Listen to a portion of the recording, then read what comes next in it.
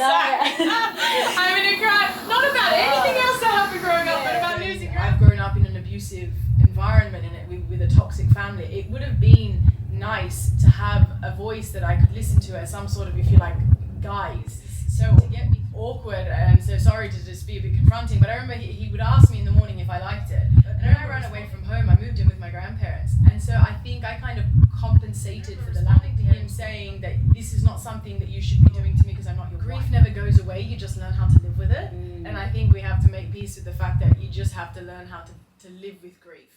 Hi, thank you. Thanks for having me. Thank you for coming on the podcast. Thanks. It's always so awkward when you hear someone talking about you like that. You don't know how to react. I'm just sitting here giggling to myself. About your whole... You know what? People are like, why do you do the intro? Why don't you record it beforehand? And I'm like, it makes people feel good about themselves. Oh, okay. Made me feel really awkward. Did it? Like good, perhaps, but like awkward. I was like, oh my gosh, she's talking about me. Yeah, it's good. It's meant to, make you feel like confident. Yeah. I get that. Yeah. Starts. So the Celtic Arab. How did the Celtic Arab come about? Marketing. It sounds really bad, I'm sure, when you say it like that, but it's literally a marketing thing. It was in the hopes of making myself easier to be remembered in terms of a name, because before I became a teacher, I studied marketing, and I tried to apply some of those tools, or try rather to apply those tools with content creation, right? You're creating a brand, so why not apply that to your brand? And I feel like sometimes names can be, at least in my experience anyway, difficult to remember. Whereas if you have something to associate the person with, so in my case, people associated my content with me as being someone with a mixed background. And so I thought, let's just come up with a name that pinpoints that mixed background. So I'm half Irish, half Arab, so the Celtic Arab. And yeah, literally it was just created in the hopes that it would be something for people to remember easier. Remember you easier. Yeah. Right? Yeah. So do people could feel like, I can't remember a name, let me just call it the Celtic Arab? Well, I don't know if people do that, but I know I do that. I know sometimes I want to search someone's content and then I'm like, oh my gosh, what was their name? And at least TikTok is now used as a search engine, so you can type in like, I don't know, funny Arab mum or something like that, and you'll get a bunch of suggestions where if you forget the name.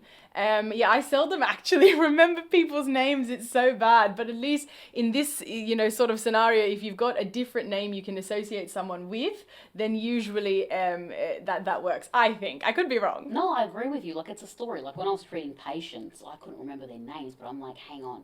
This person told me a story. Yeah, exactly. And then I kind of put it... It's more memorable, right? Yeah. Exactly. Having a story attached to it. Yeah. So, why have you been this kind of speaker about child abuse? Well, now that I'm a content creator, I feel like, I've got a platform, and it's something that growing up, if I had access to platforms, be it, social media or any other means on the internet, it would have been nice growing up when I've grown up in an abusive environment and with a toxic family. It would have been nice to have a voice that I could listen to as some sort of, if you like, guide to get me through what I was going through, and I never had that. And even if there was that out there, and perhaps there was, I didn't have access to the internet anyway growing up. However, it would have been nice, it would have definitely been needed. And now that I have a platform that I'm able to use, I feel like it's nice to be that person that I never had growing up, to be that voice that I never had access to. So as awful as it sounds, I hope that anybody that's going through some form of, not so great childhood, be it abusive or not, can listen to the things that I'm talking about and find, as horrible as it sounds, comfort, or some sort of inspiration, some sort of guidance there to help them navigate through that.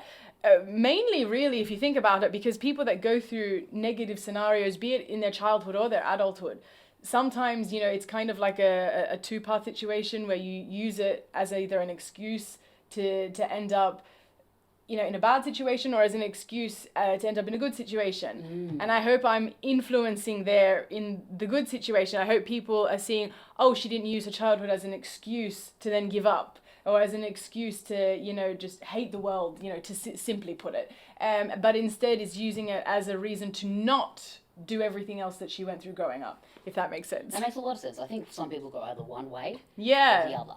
I think there's that famous, if you like, it's a bit of a metaphor story where people there's two sons and their father is an alcoholic, and somebody asks the one of the sons ends up an alcoholic, and he says, "Why did you end up an alcoholic?" And he says, "Because of my father." And then they ask the other son, "How come you're not an alcoholic?" And he says, "Because of my father." Do you see? And I feel like that motivates me a lot. That sort of metaphorical story motivates me a lot. Like when people say that, why are you the way that you are? I hope whether it's a bad or a good influence, I hope they've used it in their scenario for the good. Yeah, it makes a lot of total sense. When did you first know that you experienced child abuse?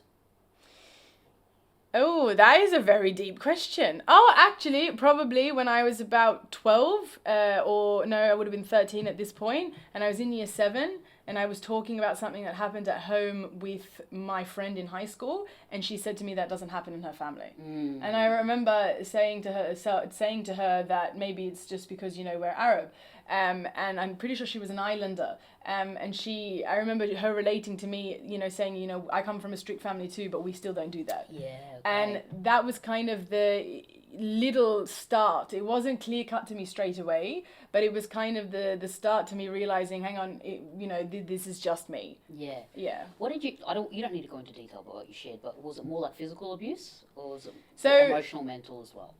So in primary school, I talked about. Actually, you could probably say in primary school, I realized something was wrong because I first went to my deputy principal in primary school to talk about it, and that backfired in my face because they ended up not believing me and then going and telling my mother about it, which then made me stay quiet for years after that until I opened up again in high school. So I think in terms of the physical abuse, I think I realized something wasn't right in primary school. And then in terms of the sexual abuse, I realized that was in high school. What I was just talking about in year 7, that was in high school. And I think maybe I would have realized that earlier, or straight away, if you like, if my father was in my life, but my father wasn't around, that which is a whole other rigmarole. It just wasn't easy to have my dad around, and my dad would have been around if it were up to him. But because I didn't have a father to compare my stepfather to, I think that's what delayed me in realizing that, hey, how this man is behaving is not right. And I remember actually, what you asked me just reminded me. I remember after I had that conversation with my friend, I remember it could have been a few days or it could have been a few weeks later. We were driving to school. My brother was in the front and he was driving and I was behind him.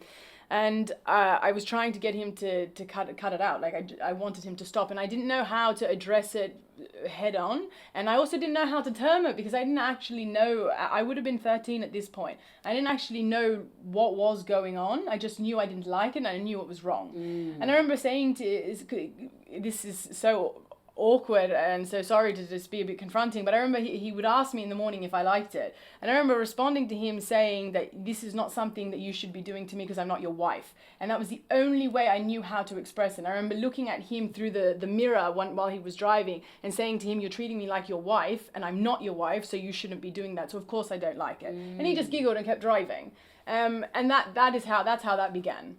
That was my start to realizing that this is not right. Wow, thank you for being vulnerable. That's all right. Trusting me to share this. Thanks, that's all right. Because it's pretty heavy. And yeah.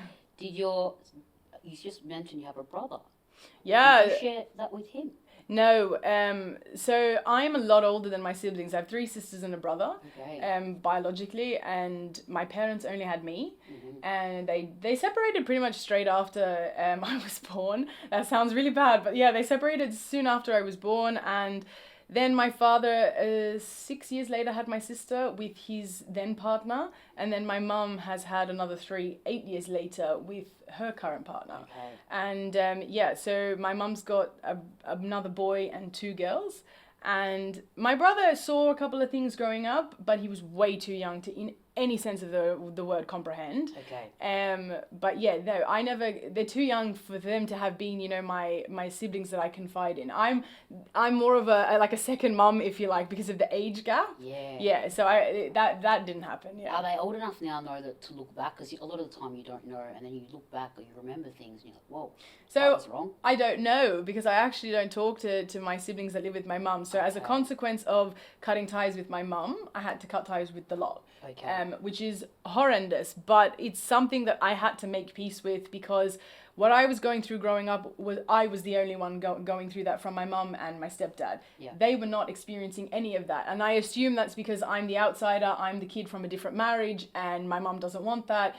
That I'm assuming is what's happening. But my siblings had, if for want of a better word, a pretty decent, a pretty normal childhood. So I had to make peace with the fact that I'm going to, in order to have to save myself, I'm going to have to give them up. And at the time, the only way I made peace with that was by promising myself that it would hopefully be temporary. Yeah. It's now been 9 years, but I hope one day that there is a situation that allows itself to reconnect, lends itself to rekindling our family bonds. Sure. They're still much younger than you still, like if you look. Yeah, so well, I'm 32, so I'm not that young, but same.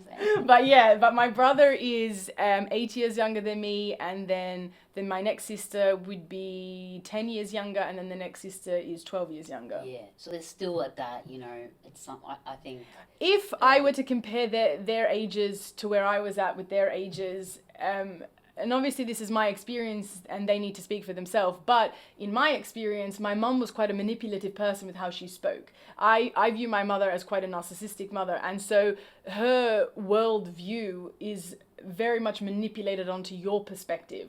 And I can only assume, based on my own experience, that is the same thing happening with them. Sure. So her perception of me is what's influencing their perception of me. Absolutely. And I can only hope that just like her negative perception of my father influenced me for so long, and then eventually I figured it out for myself, I can only hope that one day they'll do the same thing. Exactly.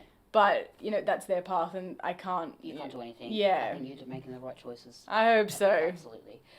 Why do you think, it's actually, you know, I was talking about this with someone earlier, I'm like, why are some people maybe like easily manipulated always, and other people can break free from that? I actually don't think I have an answer for that question, other than to assume from my experience, perhaps there's an element there of softness to one's personality. I think, and I don't mean this in the sense of strong, because people can be strong in their own ways. Like, I would term myself as someone being quite soft-hearted, and that's probably what's been a huge influence when it comes to my mum's ease of manipulation with me. But I don't think that takes away from me being strong. Hence why I said I don't think it's got anything to do with that. People are strong in different ways. But I think if you're more of an assertive character, if you're not as, you know, emotional like I am, I think you can be a lot more stern in your approach to life and your outlook to life. Whereas I know, and like I said, I can only speak for myself, but I know I'm an extremely emotional person. I don't get angry easily. I might, you know, when it's that time of the month, I might get irritated easy, but that's about the extent of my aggression. I can be irritated, you know, once a month. But other than that, I'm emotional. I cry over everything. I'm quite soft with my feelings. And I think that has probably been the biggest driving force when it comes to my mum, because I'm constantly, you know, when I remember growing up and my mum would do something, in my mind I'd be like, oh yeah but, and I'd make excuses for her all the time, because I always felt sorry for her, because I know she herself didn't have the best childhood. Or I'd say, oh, she just doesn't understand me, or she, you know, I'm just a bit misunderstood, she means well. I always had an excuse for everything. So that I can only answer that question with the assumption that perhaps someone's softness influences that. But I could be very wrong there, but that's what happened with me. I'm curious about something. Okay. How has your you know, this child abuse that's happened to you, how did it impact the beginning maybe stages of your relationship, your romantic relationship? Or did it not? No, it definitely did, and I didn't know it did. I didn't know it did, but yeah, I think I grew up on edge. I grew up always having to be defensive. So I've just told you that, you know, if you like, a flaw of mine is that I can be quite emotional.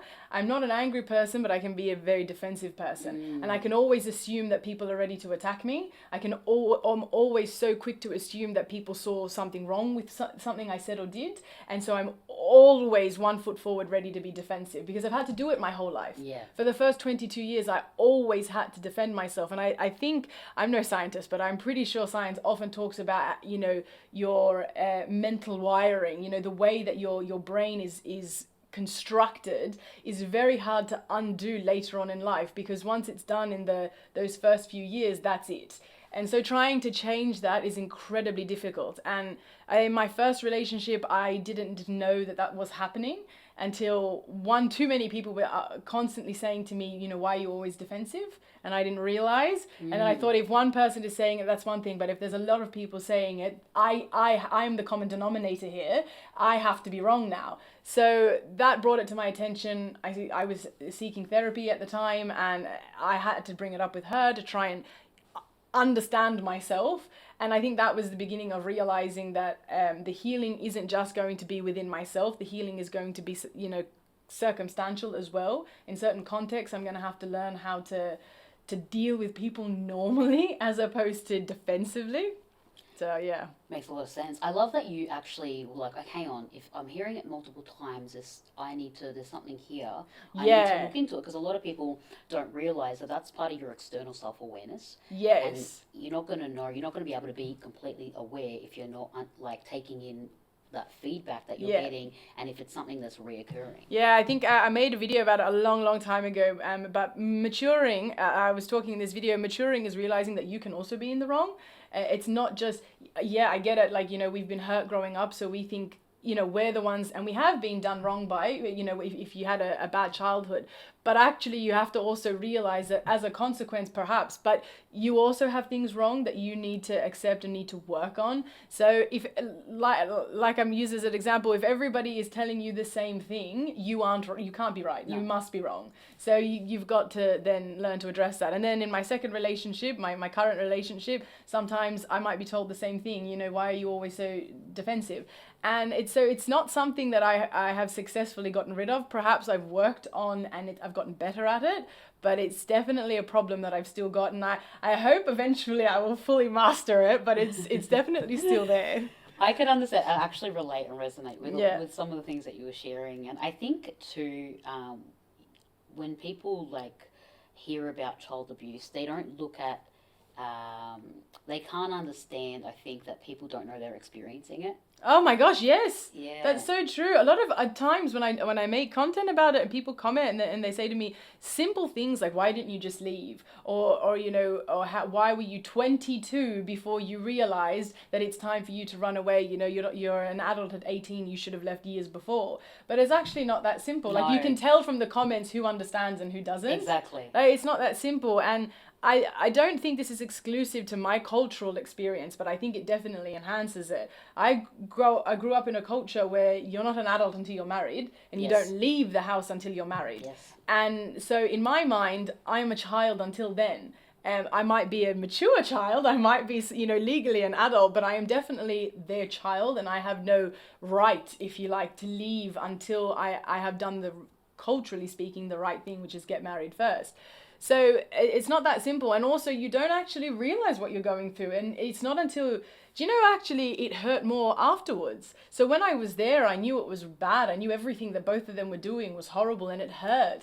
But actually it hurt more so when I was out. Because now once you start healing, that is actually more painful than when you're living it. Because now you've got to actually mourn the loss of your childhood, cope with the fact that you're now an adult and you didn't have time to emotionally enjoy your childhood and prepare for adulthood. And then you've also got to navigate everybody else's responses to your own problems. It's not just you having to navigate yourself. You've got to navigate everyone else you're dealing with. So I would argue the first couple of years, although very freeing and wonderful, I'm grateful I ran away, those first couple of years were horrible, because trying to heal from trauma is, for want of a better word, a disgusting experience initially. So. Absolutely. So you've been here on this path for 10 years? Yeah, I'm nine and a half years now. Yeah. I ran away 9.5 years ago. Okay, wow. Yeah. Congratulations. Thanks. I celebrate it every year. Every year, July 22nd. Yeah. I do something celebratory. I buy myself an anniversary present, and I do something to celebrate. Yeah, people don't understand how difficult it is to stand up for yourself, especially to people who let's say your parents who you're meant to feel safe with, but you having to stand up for that for many different reasons. Yeah. It's hard to get to that point. No one wants to have to stand up against their own parents. No. And especially not an Arab kid. I know from my own experience, you do not want to have to do that. It's like the height of disrespect. But especially when you, like in my scenario with my mum is telling you, or selling you rather, an image of herself. And you're really, really trying to believe it because it's your mum. And for the most part, you actually do. So then to try and convince yourself that actually she's wrong, which your parents, how could your parents be wrong? They're your parents, they got this pedestal. And then having to try and battle with that and accept that, no, you've got to stand up for yourself. You've got, unfortunately, like you were saying, stand against your parents. That's not easy. That is so incredibly difficult. And anyone who hasn't had to go through that cannot comprehend the challenge that mentally, emotionally, that entails. Exactly. You know, you mentioned the principal didn't believe you, and it seems to be like a recurring thing. Like if you look at, have you seen that documentary based on that sports physician who was sexually abusing the gymnasts, the American USA gymnast team, for 20 years. All these, when they were little girls, and they was talking about it, trying to tell the adults, they're trying to tell their parents, and nobody believed a lot of them for 20 years. Yeah. I don't understand how that goes. I'll never make sense of it. But I'm a teacher now, and as a teacher, when I, collect all my thoughts from my childhood mixed in with being a teacher, my conclusion there is you as an adult actually, and this might come across as really, strong with the way I'm saying it, but I wholeheartedly mean this. You have no right to decide whether a child is telling the truth or not. As an adult, you are responsible for a child's welfare. Now, that's not to say that children don't lie. I understand that children can either be dramatic or invent stories and whatnot, but that is not your job. Your job is to make a child feel safe first, and then figure out the rest after that. But to just outright neglect a child, because that's what you're doing, you're neglecting a child, is so just awful in every sense of the word. It's not their job as a teacher or as a carer in any capacity to just neglect and reject a child like that. Absolutely, I totally agree with you. And investigate. Yeah, just figure it out. And you know what, do something about it. 100%. The child might have made it up for whatever reason, but then that's another thing you need to figure out. Yeah. Why is the child doing that in the first place? They don't do these things for nothing. These are all learned behaviors. Children learn from what they're experiencing. So you need to figure then that out. Exactly. You know the thing, like with my research, I was researching a lot about this topic. Obviously, love to, we're going to it. Yeah. I'm going to ask you your first thoughts on the question before, before I told you about it. But I found that even physicians, like for them to recognize, this child's been going through child abuse is actually a small percentage. Like it's an issue in the World Health Organization, like a very minimal amount of physicians are able to pick up that people are being child abused for them to do something about it.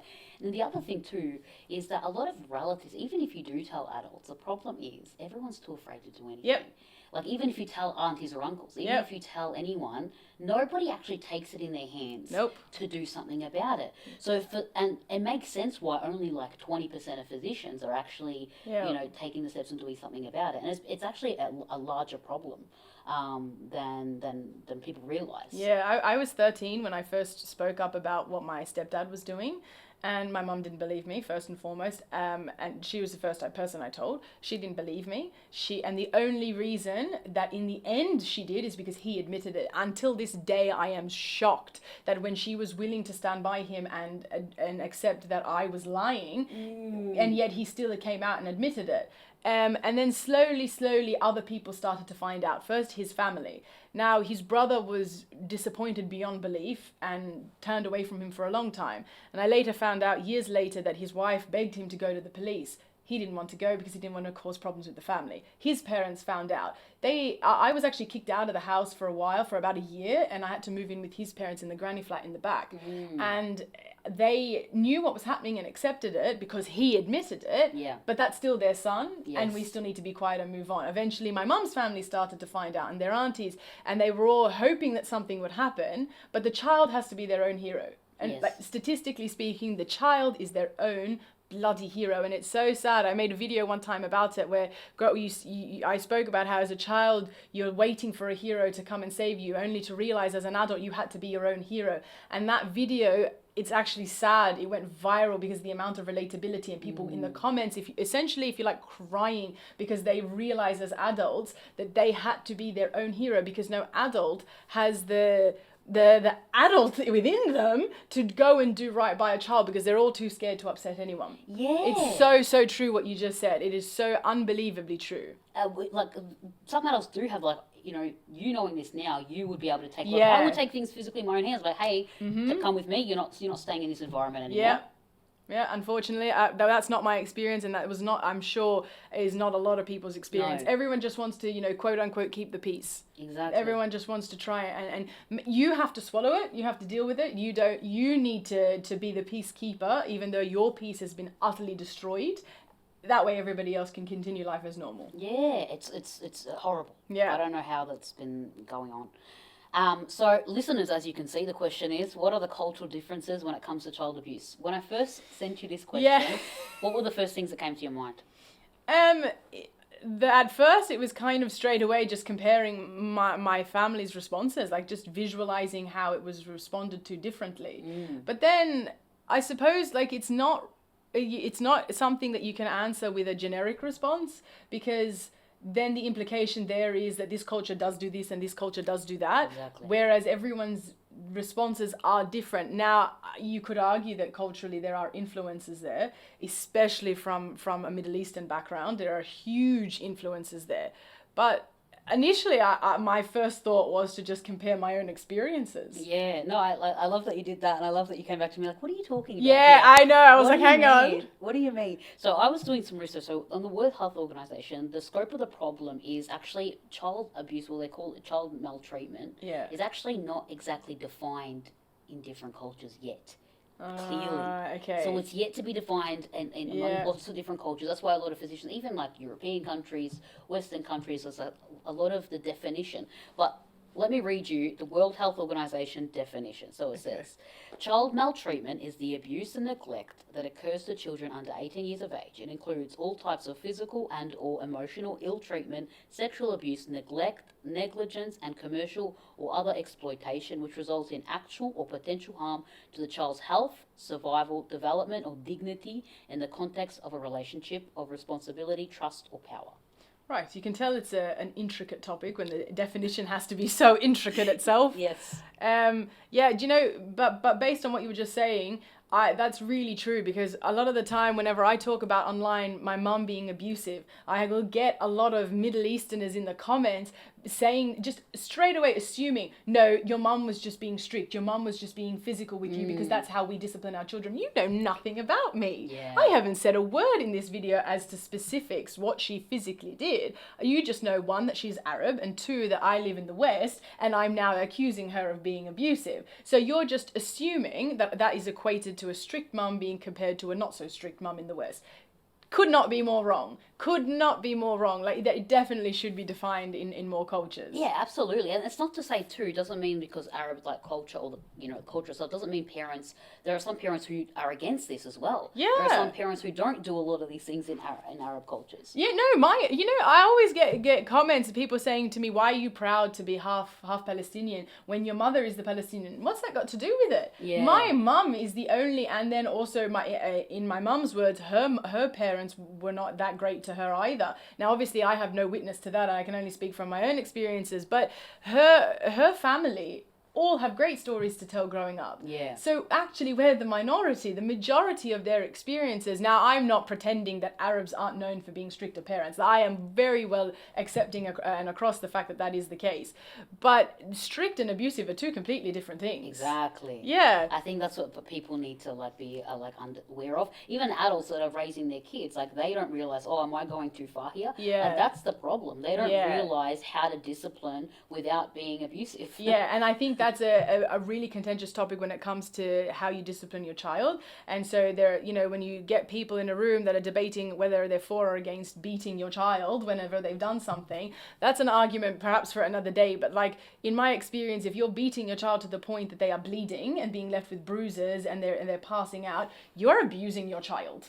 Yeah, you're not just giving them a tap on the shoulder. You are beating your child. You are abusing your kid. There is no way you can tell me if you're belting your kid and you're cutting them open that is in any way a normal parenting tactic. Yes, absolutely. Yeah. You know the thing too. I think a lot of the time with different Arab countries, they think abuse, and they know the word, like they think abuse is just physical too. They don't consider the mental and the emotional aspect of it, which is often worse. Yes. Which is often the scars that you can't see are usually the ones that hurt the most. Like the words that you say hurt, and you carry them with you for the rest of your life. You could probably argue that, physical wounds, they heal and you can see them healing in real time, and eventually it's just a memory. Whereas your physical wounds, they're ingrained in your memory and they never go. Like this is not Harry Potter. You can't just take the memory out and deal with it at another point when you want to reflect. It's always there, and you carry it through with you for the rest of your life. Exactly. Like they don't a lot of emotional trauma stays so much longer as well. Yeah. Like to be able to, a lot of I don't know if you know Dr. Gabor Mate. He's like this pioneer in trauma, and he talks about it. It's like, when a lot of people go through these significant traumas, it be emotional, mental, or physical abuse or sexual abuse, the trauma hinders them from maturing. Yep. The trauma hinders them from developing. Yep.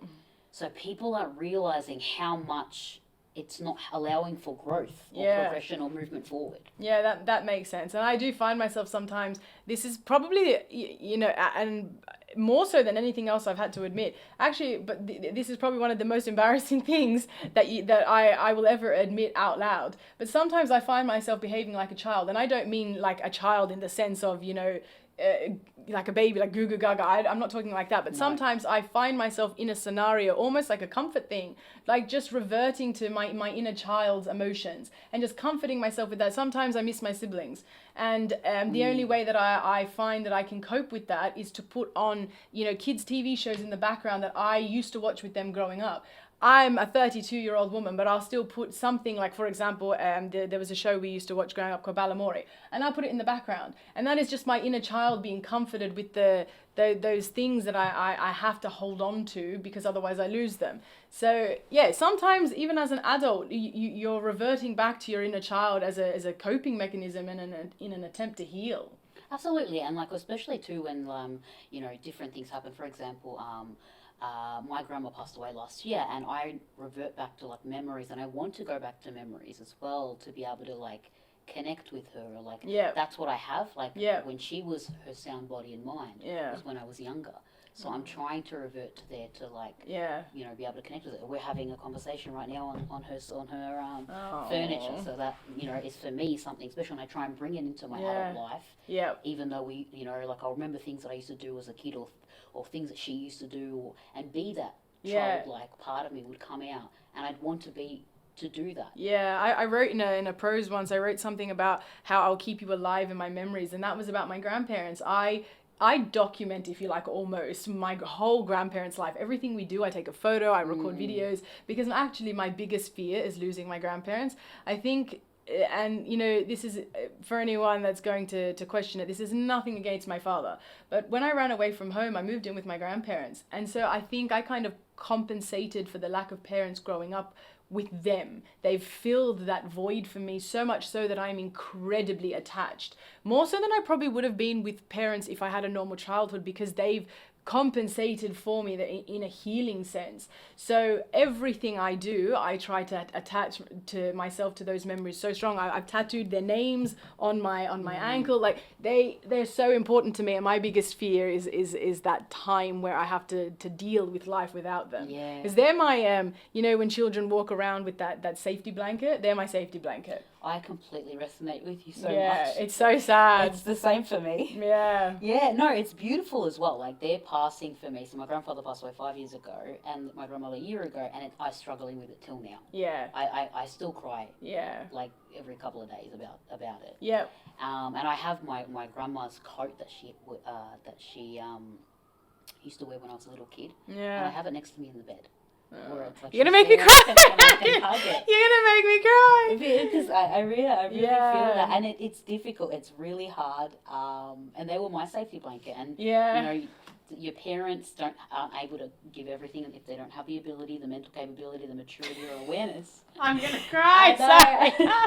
I'm gonna cry. Not about anything else that happened growing up, but about losing grandparents. Yeah, it really hurts. Yeah. It's hard. Like they were my safety blanket, and it's struggling because I was living in Spain for 5 years. So be here now in Melbourne these last few months without them. Yeah. It's really like something's missing. Yeah, I lived in London for a very short period of time because I tried to do what you did and live abroad, work abroad for a while, and I couldn't handle it. One day I was at a train station, my dad and I were going somewhere, and my dad was with me, and I couldn't handle it. I broke down, I said to my dad, like, time was already stolen from me growing up, and now I'm willingly giving it up. And I said to him, I can't do that. And my dad said to me, if you don't do it now, when are you going to do it? And I said, I don't care if I'm 40. Like, I need to go back and spend time with my family. And then on the reverse side of that, there's also this other thing. I know I won't cope when they go. I know I'm not going to be at all okay when that happens.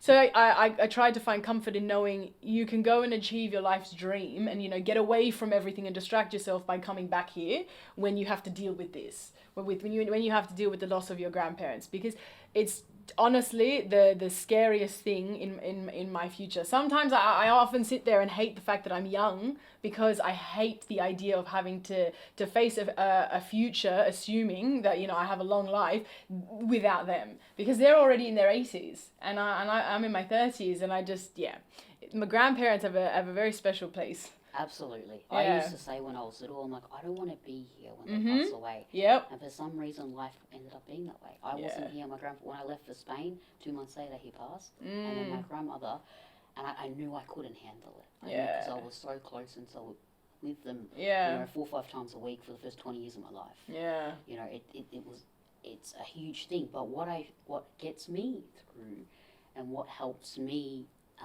is I can feel them inside of me. Yeah. I can't explain it to you, but I can actually physically feel them inside of me. Yeah, I'll take comfort in that. I'm gonna be a bit selfish and take some comfort in that. Yeah, you should. They'll be with you. It's gonna be hard. I used to want a relationship. I'm single. I used to want a relationship. A biggest part, like it always come down to, I want somebody there who can hold my hand when they pass.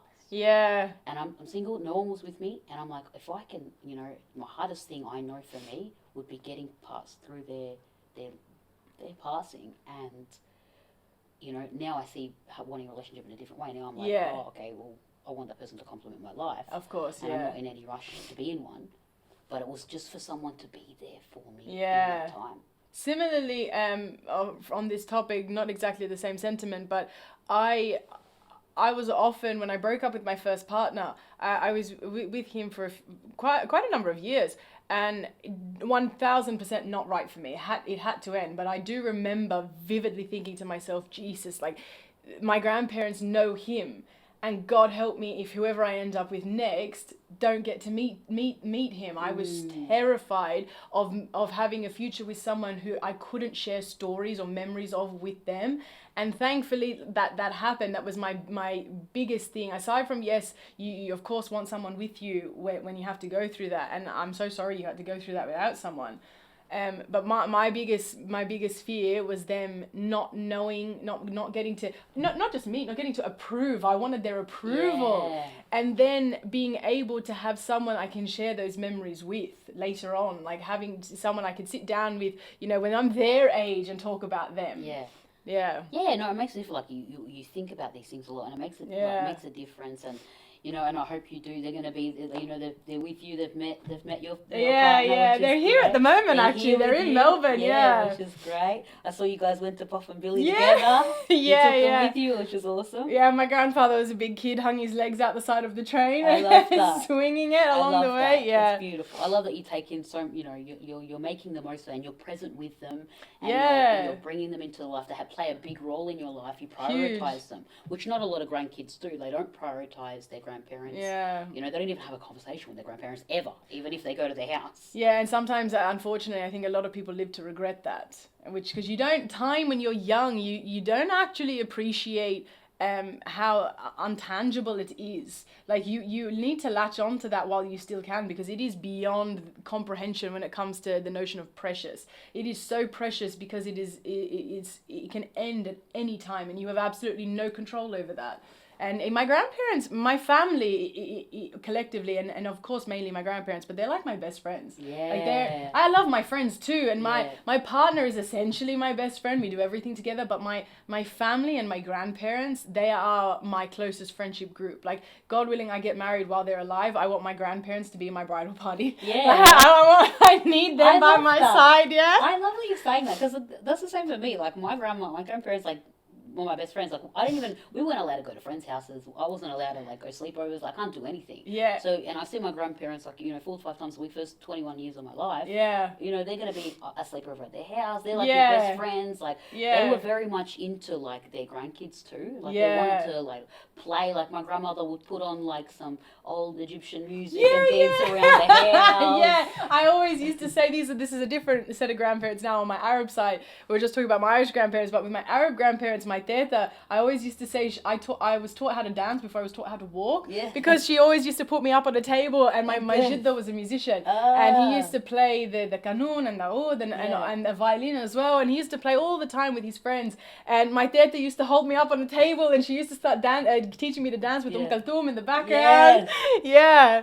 So yeah, grandparents just very, very much of a special thing. It's so special. I think the connection's stronger than with parents. Like, it speaking to is. more and more people, it's like you feel more understood, seen, and heard, and you're like, oh, wow, why do you make sense? And it didn't get passed on to the next generation. Do you know, I often used to think about that, and one day, my favourite TV show is Mrs. Brown's Boys. Do you know that show? Oh, I think I've heard of it. It's a very famous Irish TV show. Okay. It's Brendan O'Carroll, the main actor who dresses up as a woman. Basically, he's trying to impersonate a stereotypical Irish mum.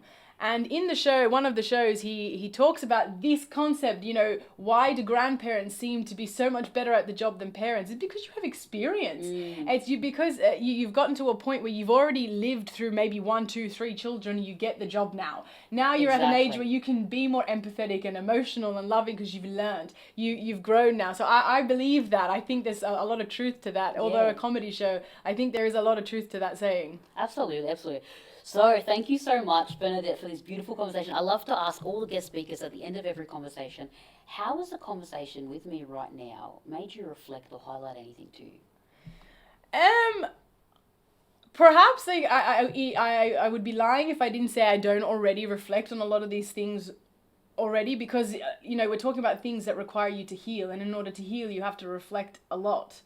But probably in the sense of comparing cultural approaches, especially when we were talking about, the Middle Eastern mentality when it comes to dealing with things like this. And perhaps that's something that, upon reflection, needs to be talked about more. My Irish family have been, for the most part, really good. I think because they're known for their progressiveness, they're known for that, have been really good when it comes to these sorts of topics. Whereas my Middle Eastern family, my Arab family, have been more, reserved and not as progressive. So upon reflection, I would have to argue that that's a topic that probably needs work. Absolutely. Yeah. Like, throughout all the research, all of the topics, like the topic of child abuse, is not clear. There's a huge problem. It's happening significantly. As we mentioned, like, a lot of adults need to get more involved and investigate. Yeah, and there's other, if you like, emotions that are considered as priority above things like this. So, the image of your family, how people see you, and how you feel about how people see you seems to take precedence and priority over such, important things like your child's mental health and well-being. So, yeah, that would definitely be it. That's the key thing. I love that you mentioned that. That's the main thing. Yeah, definitely. How is everybody going to look at us? Yeah, but and then to flow into, like, as you asked me about what's like, how did it make me reflect? The approach to a child's well-being when it comes to abusive childhoods, in terms of backgrounds that have a more not so progressive, a more conservative approach. Yeah, that needs work. Totally. I definitely think that needs some work. Absolutely. Well, thank you so much for coming on the podcast. Thank you for having me.